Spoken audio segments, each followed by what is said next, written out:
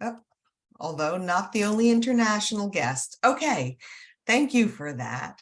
I am going to stop my share and we're going to get started because we have a lot to do tonight. Welcome, everyone. My name is Melissa Rosen, and I want to begin this evening by reminding you that Sharsheret stands with Israel and hopes for lasting peace as we work to provide vital cancer education and support.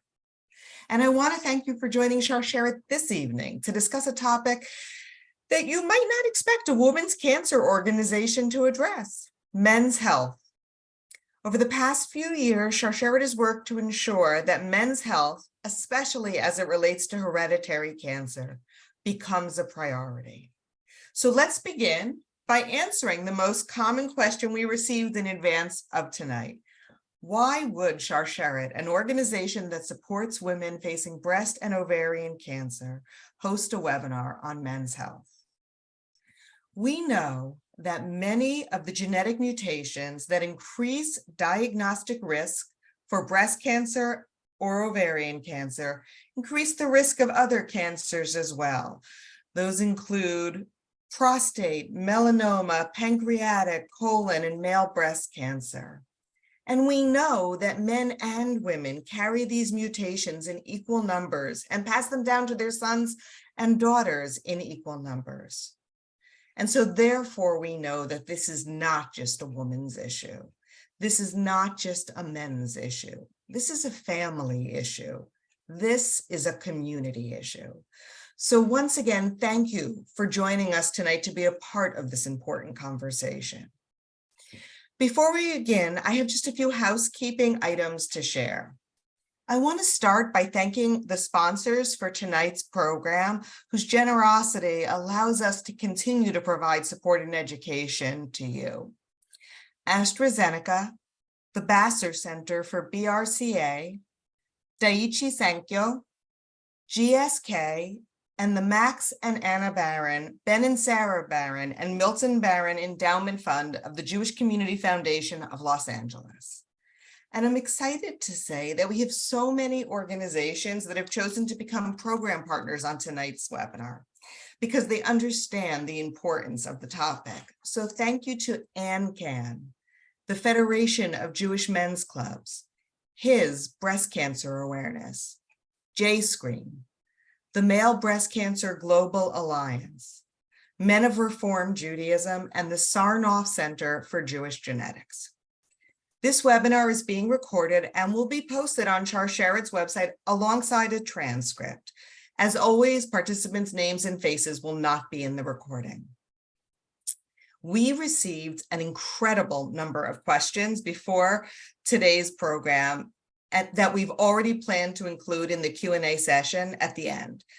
But if during the program additional questions arise that would benefit all participants, please enter it into the chat box and we will work to answer as many of the questions as we receive at the end of the evening. Now, if you have a question that's specific to your own particular situation, you can also place it in the chat box. There are two places to do that. We have two of my colleagues who are going to help answer those more individual questions. So Rachel Teicher is our social worker, and her name has Sharsheret after it. And Peggy Cottrell, also with us tonight, also has genetic counselor after it. So if you have a personal question that's specific to you about genetics or about some sort of support opportunity, you can either put it in the general chat box because they will be looking, or specifically send it to them. They are, like I said, on the screen with us all night, able to answer your questions tonight and moving forward. And I also want to mention that there will be a post-webinar brief session for those who wish to connect with other men on issues such as cancer mutation and cancer experiences. This session will be led by Rachel, and I'll remind you before we end. As a reminder, Sharsheret has been providing telehealth services to the breast and ovarian cancer communities for more than 20 years. And as we move into the webinar itself, I also want to remind you that we are a national not-for-profit and support and education organization and do not provide any medical advice. So the information provided tonight by Sharsheret and our guest speakers is not a substitute for medical advice or treatment for a specific medical condition, and you should not use it as such. As always, seek the advice of your physician or a qualified health provider with any questions you might have. Okay, as we get started, we're going to start with something very special. Stories are so important to us at Sharsheret. Honestly, they inform our work, they inspire us, and they make it easier to understand complicated information. And tonight, we are fortunate to have Sharsheret volunteer Doug Bank with us. He's an electrical engineer by training, but he joins us this evening because at the recommendation of his wife's physician, he was tested for and found to carry a BRCA2 mutation in 2010. Since then, many others in his family have tested for that same mutation. His brother died from pancreatic cancer. His 24-year-old daughter was diagnosed with breast cancer, and he was diagnosed with prostate cancer. Doug lives in the Chicago suburbs with his wife, and together they have 3 children, 2 of whom carry a BRCA2 mutation. Doug, thank you so much for joining us tonight and being willing to share your story. Thanks. So my cancer journey started when I was 26, when I was diagnosed with testicular cancer. This was actually a medically easy cancer. It was stage 1, and I was essentially cured by the surgery to remove the testicle. But it greatly affected my life, and I've been involved with helping people with cancer ever since, and I recognize a few of the names I see here. In retrospect, though, my cancer really wasn't the start. My father's mother died of ovarian cancer. My father's sister had breast cancer. In fact, all of my father's female first cousins had breast cancer. After my diagnosis, the cancers kept coming, or maybe I just paid more attention to the health of my extended family. Looking over my family tree, I can find at least 29 people with cancer on both sides of the family. And yet, when I told my 3 brothers I carried the BRCA2 mutation, they didn't really care.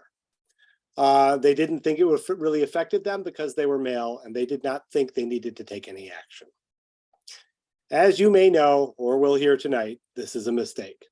Men are still at risk for BRCA-related cancers, even without ovaries or significant breast tissue.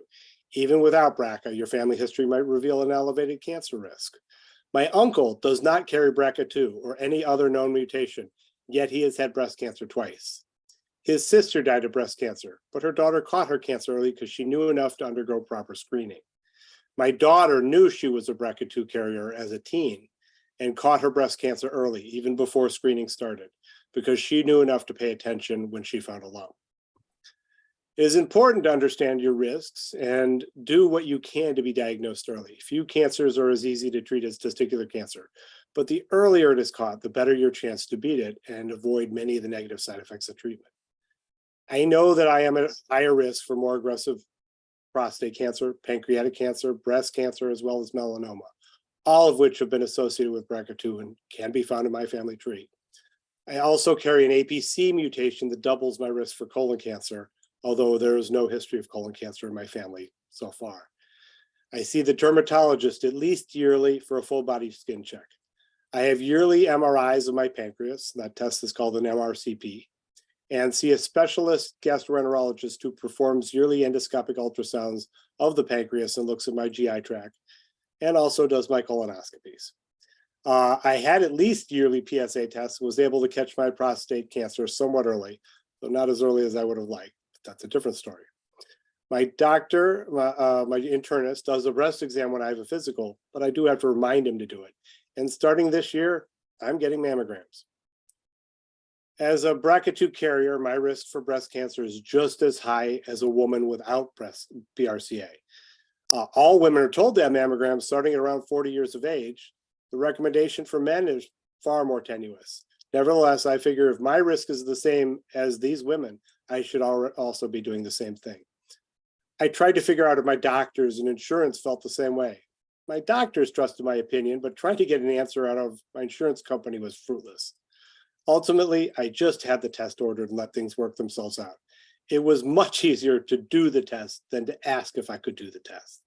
The hospital system did not have any issues with a man getting a mammogram, and insurance covered my test 100%. And by the way, they didn't cover everything I do 100%, they covered all my other screening tests as well. So since we were talking about men screening for cancers, I want to also remind you that all post-pubertal men should do a monthly testicular self-exam. Anyone with testicles can get testicular cancer, particularly young men. I recommend doing a monthly self-exam in the shower with the point of knowing what they feel like normally.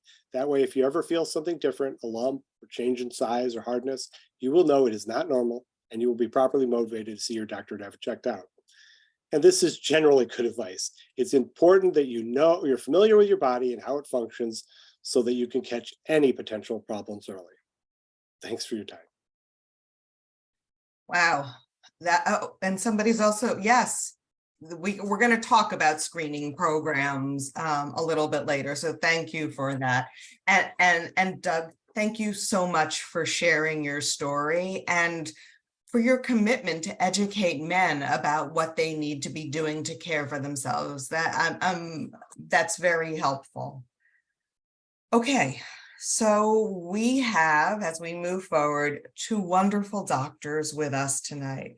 And we're actually particularly lucky to have them during Movember, a movement to raise awareness about men's health issues during this month. First with us is Dr. Pearl. Dr. Pearl received his undergraduate degree in bioengineering at the University of Illinois, Urbana-Champaign, and a medical doctorate from Northwestern University's Feinberg School of Medicine in Chicago. He completed his general surgical internship at Northwestern and his urology residency at Emory University in Atlanta.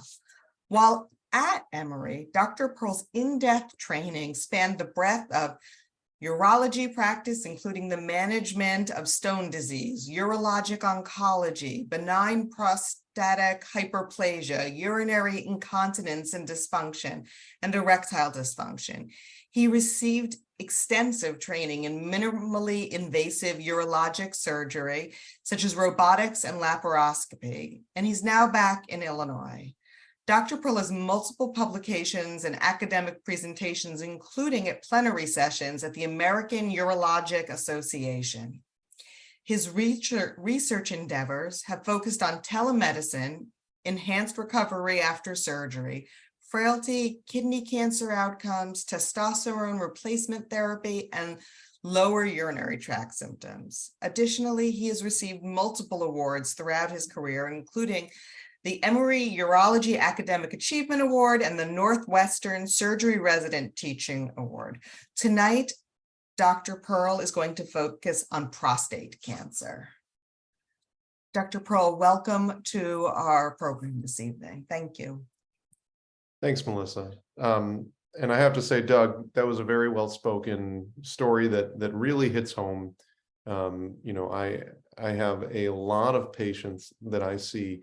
And I think before I get into my presentation, one of the things that I feel that you said that was so poignant is that a lot of the healthcare system does not necessarily appreciate how to treat patients that are particularly high risk. And I often think that men with BRCA mutations fall into that category and have to advocate for themselves.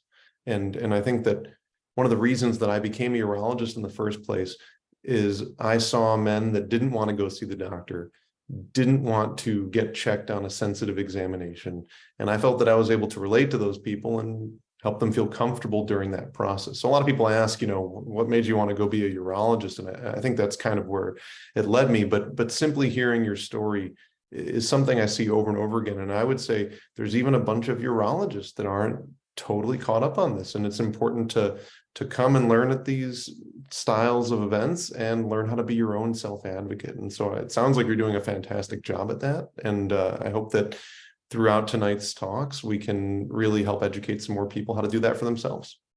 You know, tonight, I want to give a very quick couple of slides about general prostate cancer screening, and then the way in which genetic mutations can somewhat change how you should approach that screening. So I'm just going to share some slides here.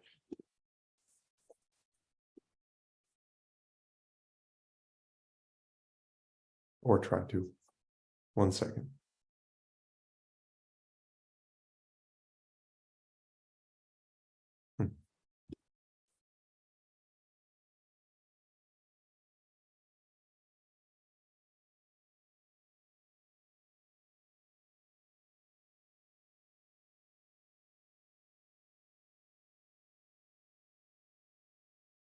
Sorry, I'm having a little trouble with that. Melissa, I don't know if I just don't have the. You were, you, I fixed it. Try again. Okay.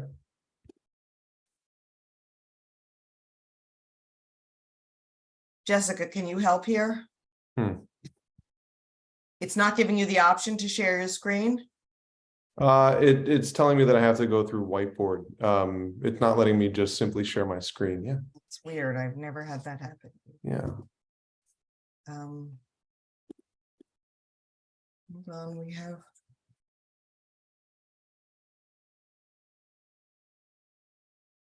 Well, I'm sorry about that. You know, without these slides, you know, and maybe we can have them emailed out later or shared later. I'm not sure if that's possible. Sure. If you email them to me right now as you start talking, I'll get them, we'll get them up. Great. 1 second. Technology is the best and the worst of everything. Right?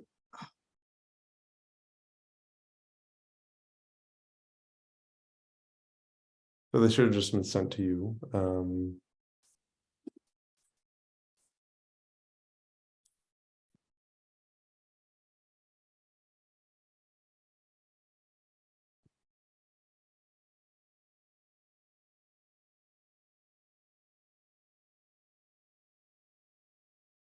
I haven't gotten them yet. Are you comfortable getting started while I? Yeah. Okay.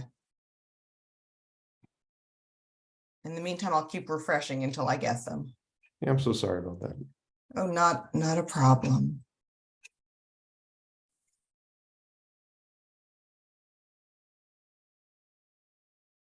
The worst case scenario is that we will send a PDF of them out when we do our follow-up email.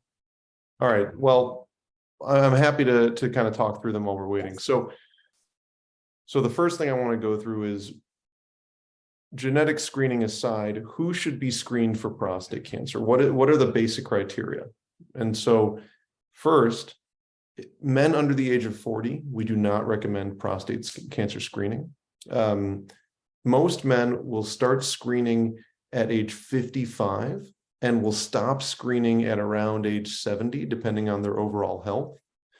But the part that really comes into play is that there's this somewhat nebulous, unclear range where you've got men between the age of 40 and 55, and you're told to start screening if you're deemed to be high risk.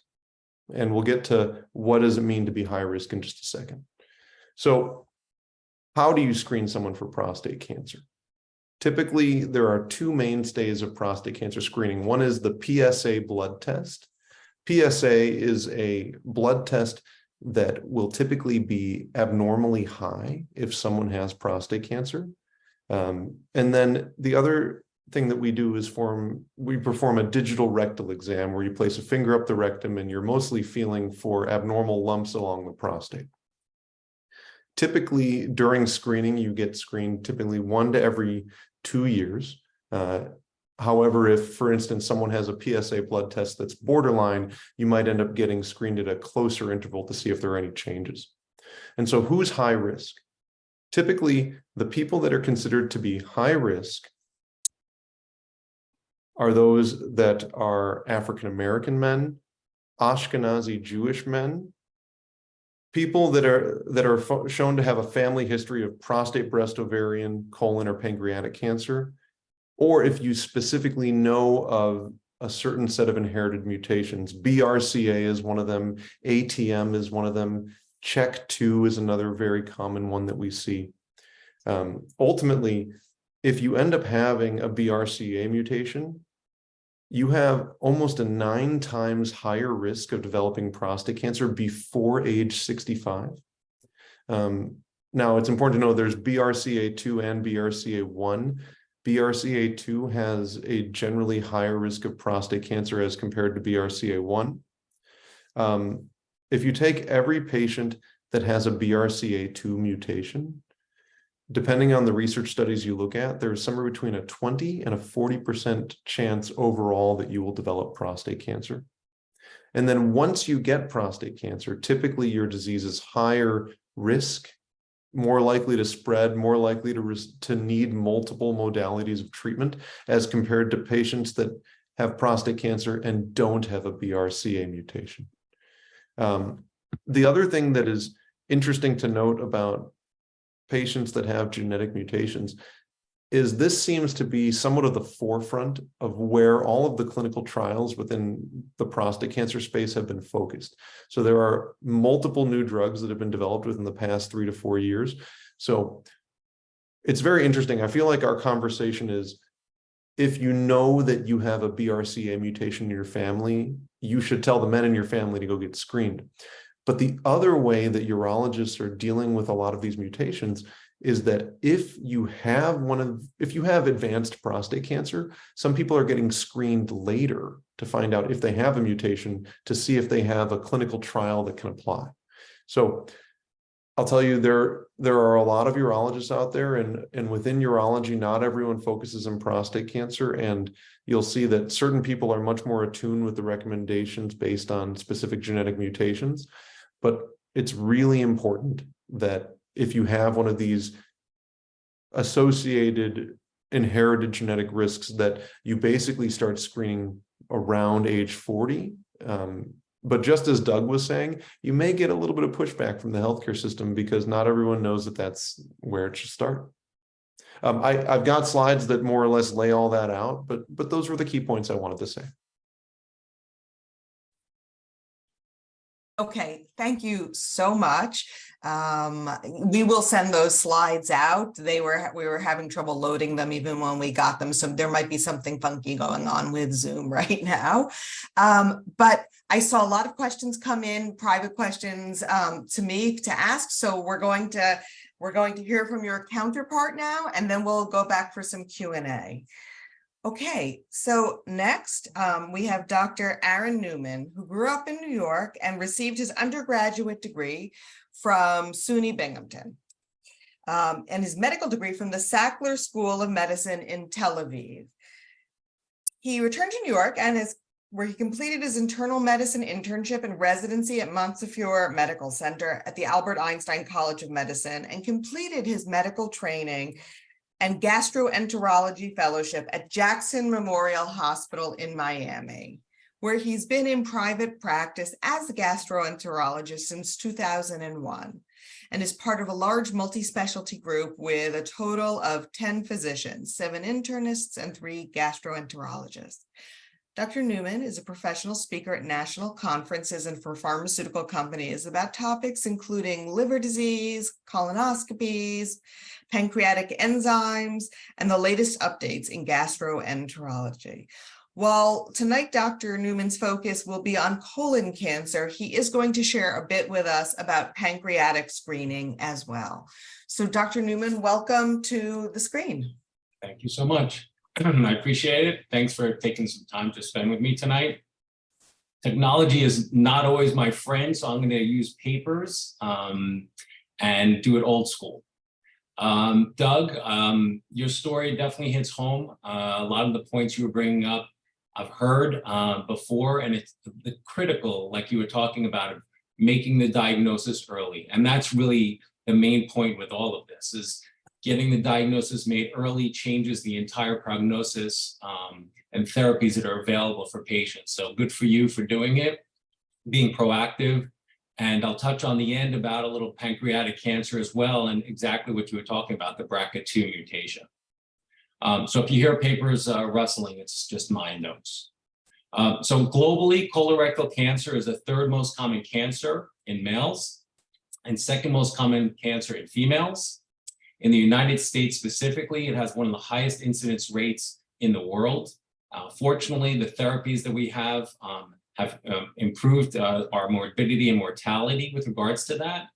Unfortunately, there's still 53,000 people who die from colorectal cancer in the United States every year. Overall, there's about a 4% lifetime risk of any individual developing colorectal cancer. It's more common in men. It's about 33% more common in men than women, and about 20% more common in African Americans than Caucasians. Tends to be uncommon and under the age of 40, and the incidence goes up from there between 40 and 55 years old. It has shifted. It used to be more on the left side of the colon, now tends to be more on the right side of the colon just because of more screening techniques that we've done. About 86%, this is really important, like what Doug was mentioning, is 86% of patients who have colorectal cancer under the age of 50 do not have any symptoms at the time of their diagnosis. So that's why it's really important. That's why the American Cancer Society has changed the recommendations for screening for even normal individuals who do not have an increased risk to start at 45 instead of what it used to be 50. Main symptoms to think about: patients may experience certainly abdominal pain, any change in their bowel habits, whether it be constipation, diarrhea, something new to them in the last 3, 6, 12 months, any evidence of rectal bleeding, weight loss, fever, and even can have bleeding that could be darker color that could signify that it's coming from the right side of the colon. Signs that may be evident to your physicians could be anemia, most typically iron deficiency, and any evidence of blood in the stool, or certainly any abnormal x-rays, specifically CAT scans. So what are the risk factors for colorectal cancer? Typically three patterns. There's sporadic, where it just happens when there's no family history of colorectal cancer. That makes up about 70%. It's mostly after the age of 50, and it typically goes through a pattern of being an adenoma, which we always hear about polyps, and which ones are precancerous. Those are the precancerous, the adenomas that have already had some change in them already.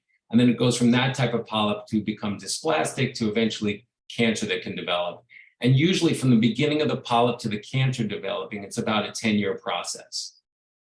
There's familial colorectal cancer, which makes up about 25% of colon cancers. And that means that if you have one first-degree relative, either a sibling, a parent, or a child with colorectal cancer, it increases your own risk by 1.7 times the normal population. If you have 2 or more first-degree relatives, that increases your chance by 2 to 6 times the general population. So it is important to get that family history like Doug was talking about. There's also an inherited predisposition, which is some of those genetic conditions that we're talking about. That makes up about less than 10% of all colon cancers. And that's typically FAP, which is familial adenomatous polyposis, Lynch syndrome, ATM as well, like Dr. Pro was talking about.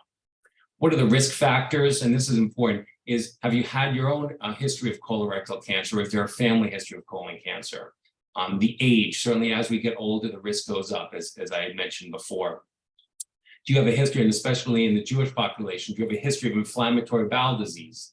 Patients with ulcerative colitis and Crohn's have an increased risk of colon cancer. Typically, the way we think about it is if you've had ulcerative colitis and it involves the whole colon, then usually after 8 to 10 years of disease is when your risk goes up, and that's when they should start to have colonoscopies more frequently. And if only the left side of the colon is involved, it's about 10 to 15 years after the diagnosis is made that the risk goes up. Crohn's disease is a little less guidelines, but essentially it follows the UC guidelines with regards to screening.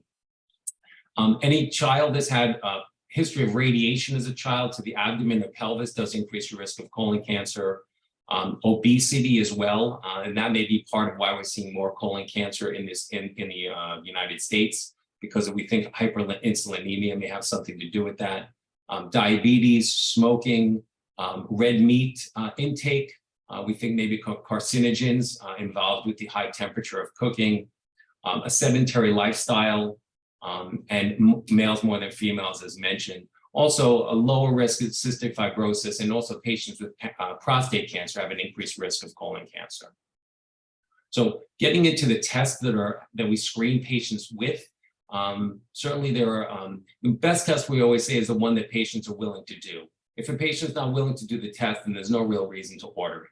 So if they're willing to do it and go through the test, if it's positive to have a follow-up test like such as a colonoscopy, then that's the best test for the patient to do.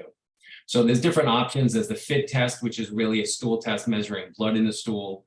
It can be done on a yearly basis.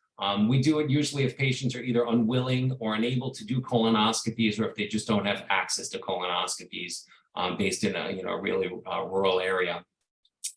It's similar detection for colorectal cancer, but lower detection rate for polyps. Cologuard, we're hearing a lot about. That's the FIT DNA. You see it on TV all the time, little cute box. It's a stool test for hemoglobin and DNA mutations. Usually it's recommended every 3 years, and it has a higher sensitivity, but a lower specificity for colorectal cancer than FIT. It's also more expensive than FIT. Then you can also do a lot less commonly done now is a CAT scan of the colon called the CT colonography. It's really for patients who maybe just aren't a candidate for colonoscopies. The gold standard is really colonoscopies. That's the preferred method. It has the highest potential to pick up polyps and cancer, and that's why we do it. Has the ability to take out those polyps before they have the malignant transformation, and that's also why we do it. I'll go over guidelines, but essentially it should be done every 10 years in an average risk patient. And in those 10 years, if your colonoscopy was normal, then you don't have to do any of those other screening tests in between. You're just doing your next colonoscopy in 10 years. So more specifically, the guidelines for an average risk patient, no family history, no symptoms. We start at 45 now, doesn't matter male, female, or race. At the initial office visit, when you do see your doctor, they should be asking what your risk is. Do you have any family history that is important? And that should be reassessed every 3 to 5 years when you see your doctor, because obviously the family history will change. Should be asked in the office visit as well, besides family history, have you had a history of colon cancer? If you have a history of a polyp, and I see this all the time, patients say, oh, maybe I did. Well, you need to find out what type of polyp it was. And when they told you your doctor, you should be following up for your next colonoscopy. Do they have a family history of colon cancer? Was it a first-degree relative or not? If it wasn't a first-degree relative and it was a second cousin, that doesn't increase your risk of colon cancer. Anybody with ulcerative colitis or Crohn's and history of the radiation to the abdomen and pelvis is mentioned. The other thing just to know is also patients with HIV do have an increased risk of anal cancer. So something as well, just to bring on during a discussion with the patients. Now, the question is, starting at 45 and when do we stop colonoscopies? The guidelines say about 75 is when we should be stopping colonoscopy, but it really is individualized. I had a lot of patients who are older than 75, 80, 85 doing great. And so between that 76 and 85-year-old period, you really want to individualize whether the patient should have a colonoscopy. Do they have any other comorbid conditions? What was their prior colonoscopy results? And what is the patient's preferences? Hereditary screening guidelines, and that's part of what we're talking about today. FAP and Lynch, the two autosomal dominant conditions, they have a very high risk of colorectal cancer. They only make up about 5% of all colon cancers, though. Certainly genetic counseling and testing should be done in all patients with very early onset colon cancer. I've had patients with colon cancer in their 20s and 30s. They actually test the cancer at the pathologist's office. As well, they go to a genetic counselor after that. FAP, which is that adenomatous polyposis, makes up less than 1% of colon cancers. Usually patients have hundreds to thousands of polyps in their colon by the age of 16. They have about almost 100% risk of colon cancer by the age of 50. And then there's a Lynch syndrome, which is usually patients who have multiple generations and multiple family members that have colon cancer. Makes up about 3% of colon cancers. It's due to certain mutations of the mismatch repair like MLH1, MSH2, MSH6, or in genes that are mismatched. Regarding BRCA, there are no formal guidelines to screen for colon cancer at an earlier age with regards to BRCA. Just some snippets. Why do we screen? Like I mentioned before, try to catch the disease early, whether it's a polyp or a cancer. Polyps we can remove, cancers get them at an early age. Much more likely improves prognosis and survival. Important why we do it, 30% of men will have these precancerous polyps called adenomas and 20% of women will. and mentioned improve the diagnosis. The surveillance, if somebody does have a colonoscopy, this comes up quite often. If somebody had a colonoscopy at 45 and it's normal, what do I do then? So you should have one every 10 years if there are no polyps. If there are polyps, it really depends how many, what type. It could be as early as 1 year later, up to 7 years later, really depends, it's dependent. And if they have these advanced polyps, really high risk, then it's in 3 years. Just a little bit about if patients have had colon cancer and had surgery and cured, what do we do to follow them? They do need an intensive surveillance program because that has been shown that early detection improves survival. So they have office visits quite often every 3 to 6 months, certain blood tests called the CEA marker every 3 to 6 months as well, a CAT scan of the chest, abdomen, and pelvis every year, and a colonoscopy at least 1 year after surgery. Important to know, sometimes patients come with colon cancer and it's already obstructing. We're not actually able to do the full colonoscopy. So in those instances, once they have their surgery, within about 6 months, they should have a colonoscopy to look for additional lesions that may not have been picked up at the time of surgery, because you're really just removing part of the colon. Important after surgery, maintain a healthy diet, a healthy weight, and exercise is advocated. They should exercise about 2 hours of moderate activity a week and about 75 minutes of vigorous activity. Just finishing up about the BRCA and the guidelines, about 1 in 40 Ashkenazi Jews are BRCA positive. The NCCN guidelines recommend to check all Ashkenazi Jews. I actually talking to oncologists today, and they said the guidelines do recommend to test all Ashkenazi Jews for BRCA mutations. The insurance companies, like Doug has come across, may not pay for it. I was actually told, and I'm not sure if you have experience with this, but Yodeah, YODEAH.org is an organization. You can actually type in a code called KNOW, KNOW 30, and it'll actually do that test for you, genetic test for $99, I was told. BRCA, again, was not associated with colon cancer. There is a specific mutation, which again, this is way beyond me and genetics, but it's an APC specific mutation that has an 8% lifetime risk of colon cancer. So they start colonoscopies at 40 and then every 5 years. The BRCA2, like Doug was talking about, is associated with pancreatic cancer. They typically don't screen for pancreatic cancer unless they're BRCA2 positive and there's one family member who had pancreatic cancer, or if they're BRCA2 negative and have 2 family members with pancreatic cancer. And like Doug can attest to, the testing that they do is an endoscopic ultrasound and an MRCP, which is an MRI of the pancreas and the bile duct, done on a yearly basis. And why do they do that? To pick up things early, either cancerous or precancerous lesions that can have improved survival.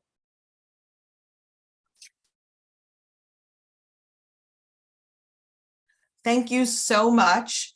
That was incredibly helpful. And what I would like to do, right now I'm watching the questions come into the chat.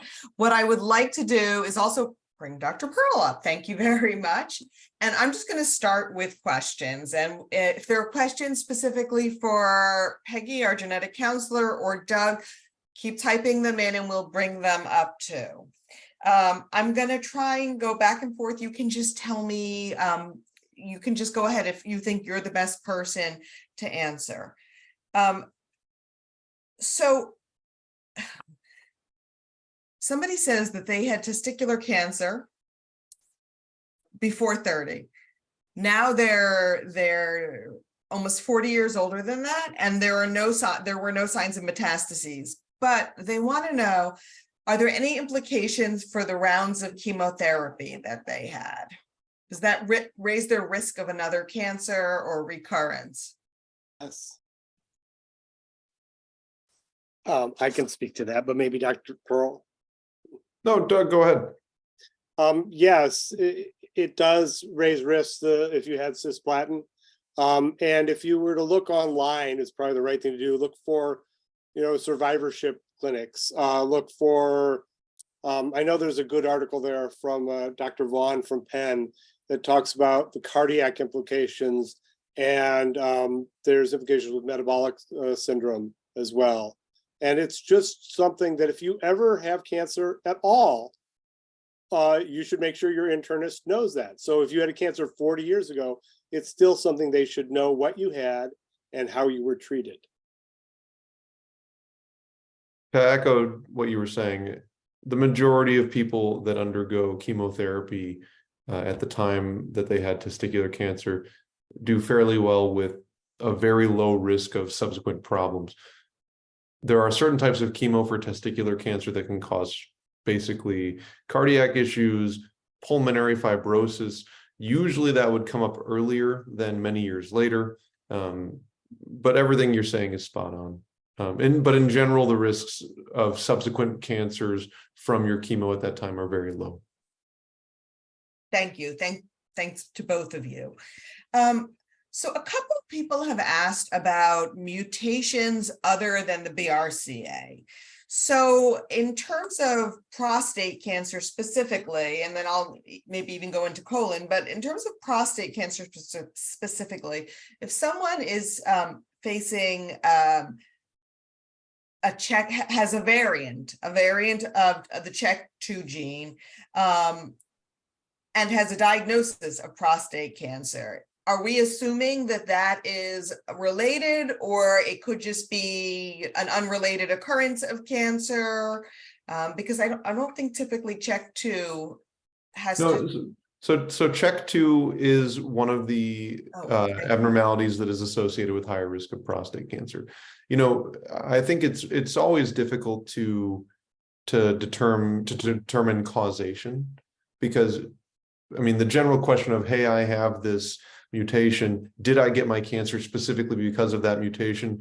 It's always going to be very difficult to know. Now, for instance, in case you're wondering, let's say you've got prostate cancer and you knew that you had a CHEK2 mutation. I would imagine this might apply for colon cancer too. So Aaron, maybe speak in if this applies, but sometimes what we do is we run genetic testing on your tumor itself when we take it out.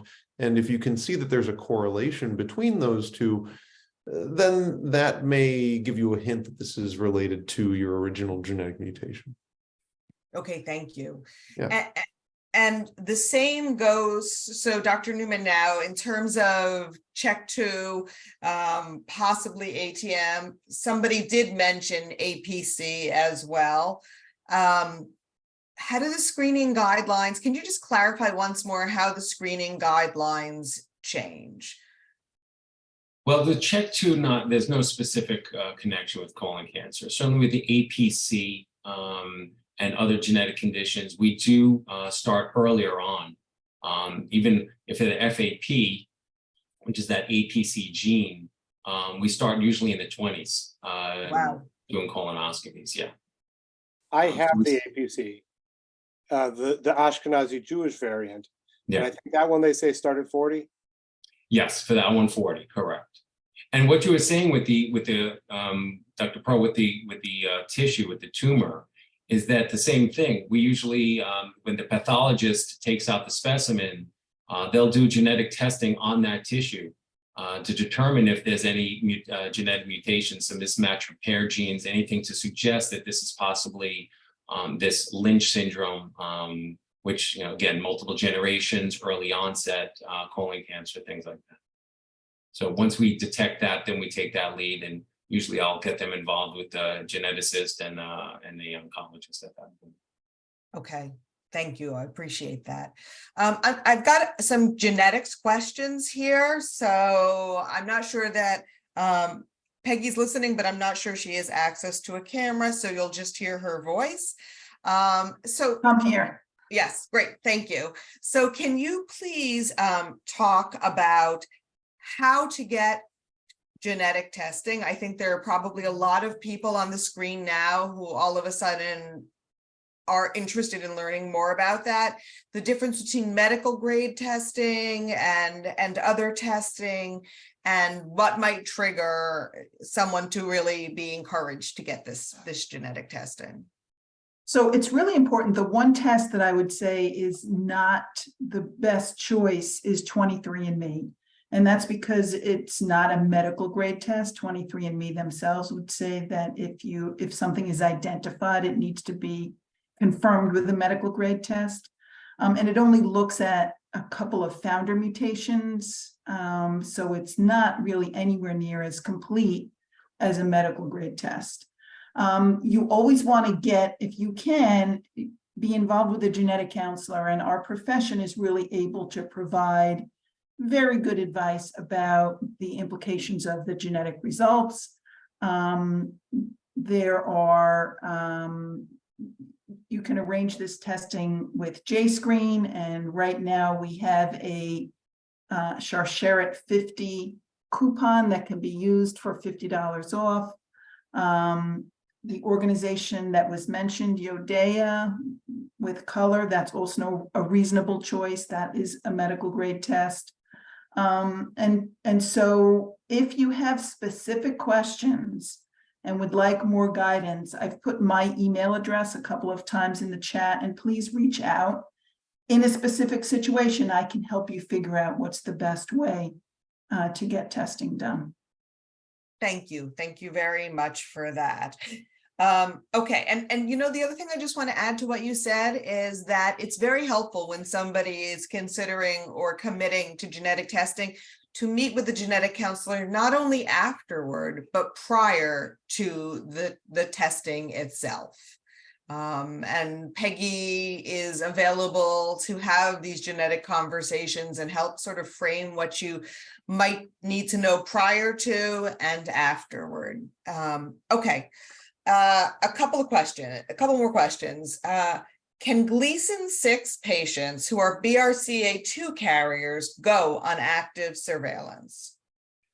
I guess this would be a Dr. Pearl question. This is an excellent question. So just to try to broaden that point, prostate cancer is extremely variable. Simply having prostate cancer,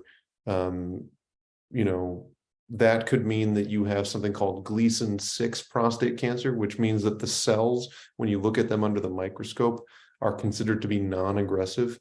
There's even a push within a lot of the urologic community to call Gleason 6 prostate cancer not cancer or pre-cancer. This is a very contested point of debate.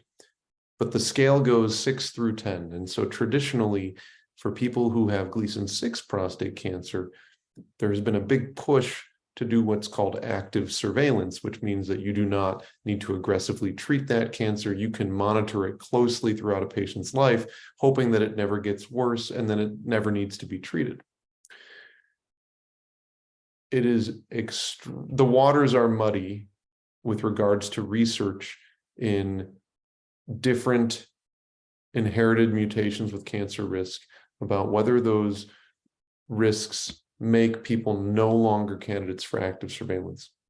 I will tell you that in my practice, I offer patients with BRCA, with CHEK2, I do offer them active surveillance. But in general, what I have found in my personal experience and when I talk to my colleagues is that you need to screen those patients more closely and that they have a much higher risk of failure on active surveillance. And so if someone, let's say you do another biopsy, it is very common that in the future patients with some of these mutations we've been talking about will have a transition from a Gleason 6 to a Gleason 7, and then you progress. And so I offer it with a closer set of surveillance, but in general, I find that it is not as successful. Okay, thank you for that. I'm going to do my best to try and combine a few similar questions here. So, I just got one in the chat box, and a couple of other people have asked. Someone says, my mother died of breast cancer. Does that make me more at risk for colon or prostate? Someone else said that they are the son of a cancer survivor that is BRCA positive, but they have refused testing. Do I need to be tested? What kind of testing do I need to do? So I'm guessing a lot of this the risk has to do, yes, with genetics, but also genetics isn't always the answer to everything because the field of genetics is always changing. So, you know what, Peggy, maybe you can start us off, and then if anyone else on the screen has other things to add, that would be helpful. Yes, so genetics is very complicated, and very often, of course, the smart thing to do is to have testing done, but very often people who have a very strong family history of breast cancer, prostate cancer, colon cancer, or a combination thereof, haven't inherited anything. And that doesn't mean for sure that the cancer is not inherited. You really have to take family history into account, because there are things that we don't know how to look for yet. So all of these types of cancers can be inherited together. And if you have any specific questions about your own family history and whether a higher level of screening is indicated or genetic testing is a good idea, please don't hesitate to be in touch, and you can talk about your specific situation with me, and that can be helpful.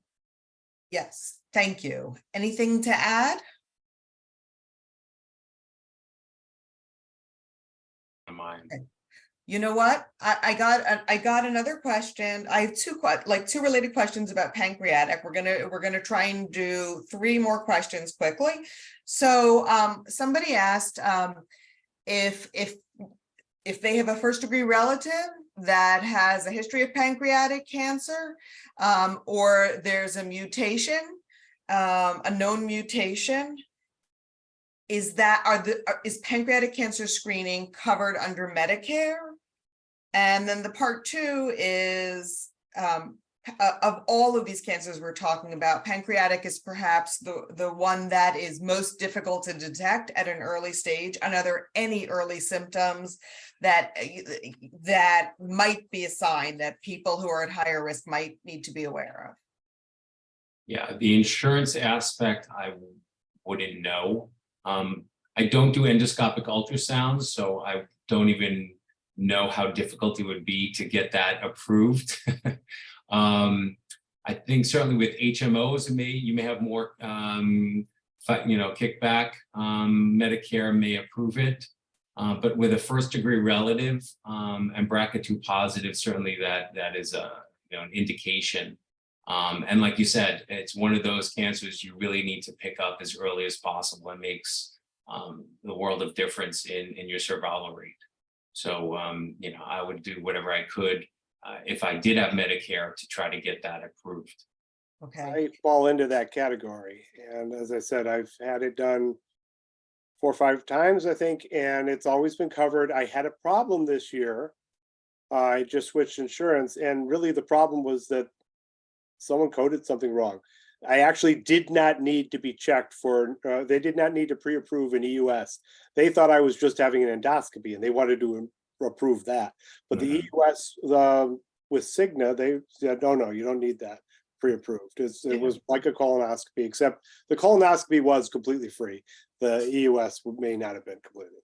just again, please define what EUS is. Endoscopic ultrasound. Right, So I they just want to make stick sure the everybody ultrasound understands. down and do it from the inside. Yeah, I just want to make It's sure. the best way of us looking at the pancreas.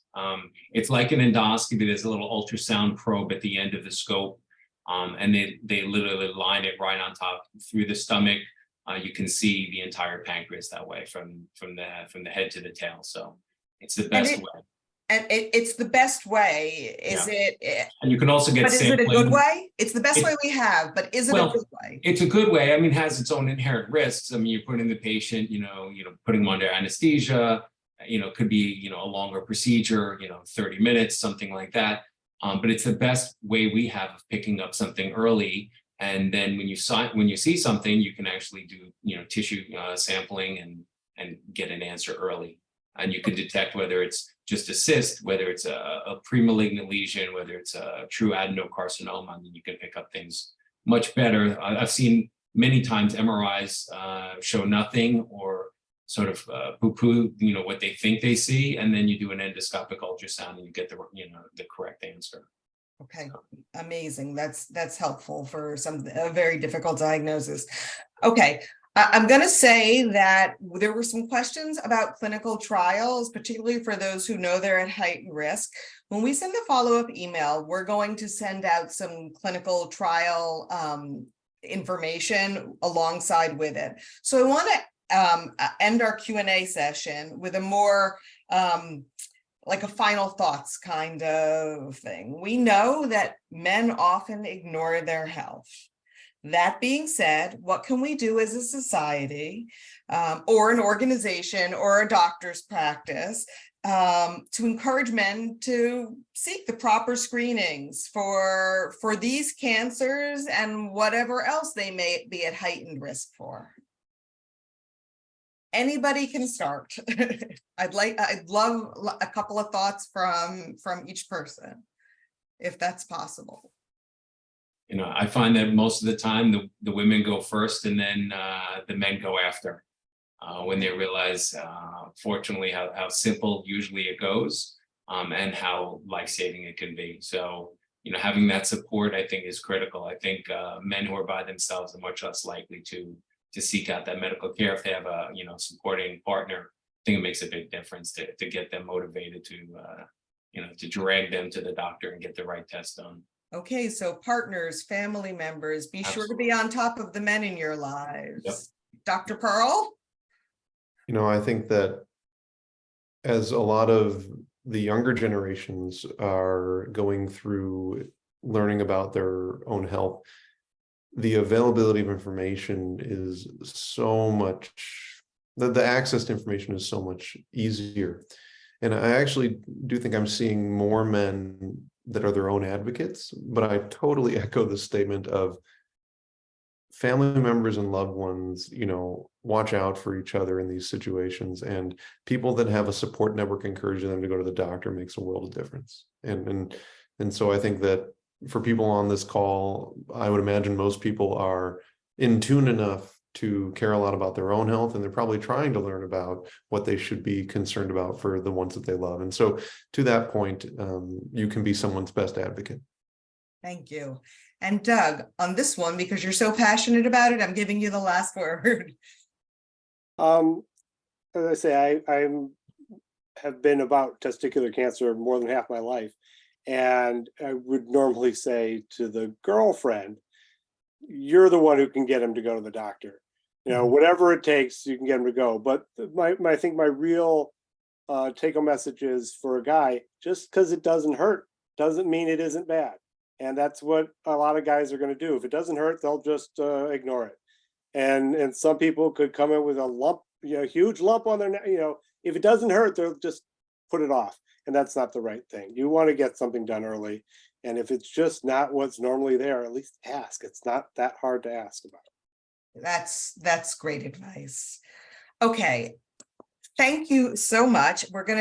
We have 2 more minutes left. And as we get ready to wrap up, I want to remind you that Sharsheret has an amazing genetics program. Our genetic counselor, Peggy Cottrell, who you heard from this evening, consults with men, women, families, and answers individual questions about their family histories, genetic mutations, and personal risks of hereditary cancer, all free of charge. Our genetics program also educates through our website, which has a robust BRCA men genetics section, as well as our national webinars. And our next genetics focused webinar is at the start of the year, and we will let you know more about that in the near future. But we're placing the link to the men's section of our website into the chat box now. I want to thank Doug for sharing his powerful story. Thank you both to Doctors Pearl and Newman for sharing your expertise this evening. Once again, I want to thank our sponsors, AstraZeneca, the Vassar Center for BRCA, Daiichi Sankyo, GSK, the Max and Anna Barron, Ben and Sarah Barron, and Milton Barron Endowment Fund of the Jewish Community Foundation of Los Angeles.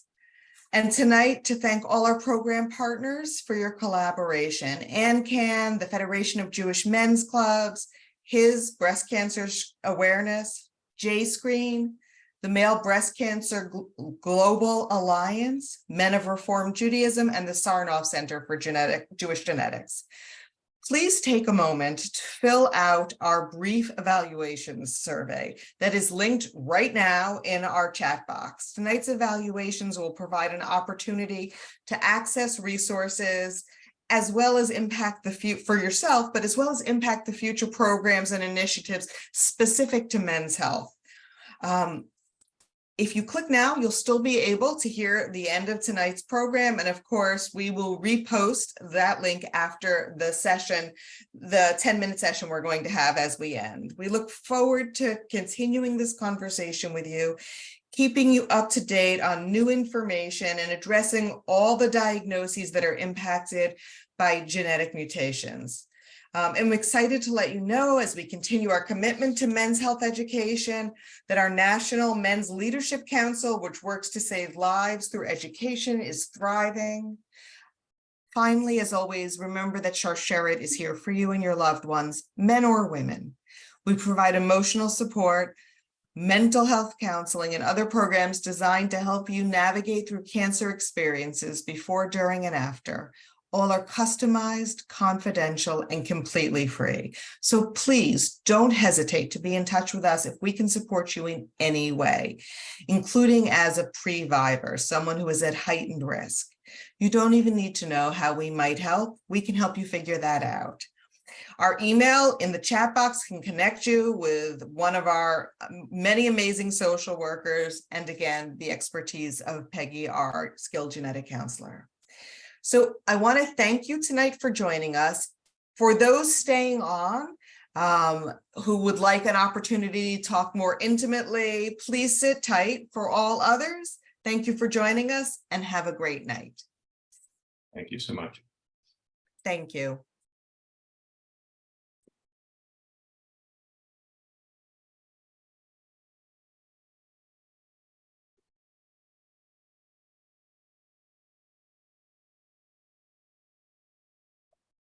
Give everyone a chance who's not gonna stick around, and then we can get Although I will point out that this session, these last 10 minutes are for men only. So with the exception of the social worker, the Sharsheret staff, I'm sorry, but it's a safe place for men.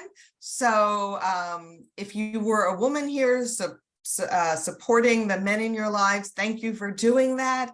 And if they'd like to share what the next 10 minutes were about, they can certainly do that once it's done. I'm actually going to assume that some of the women's names here are actually men. Turn off the recording. I'm going to turn off the recording.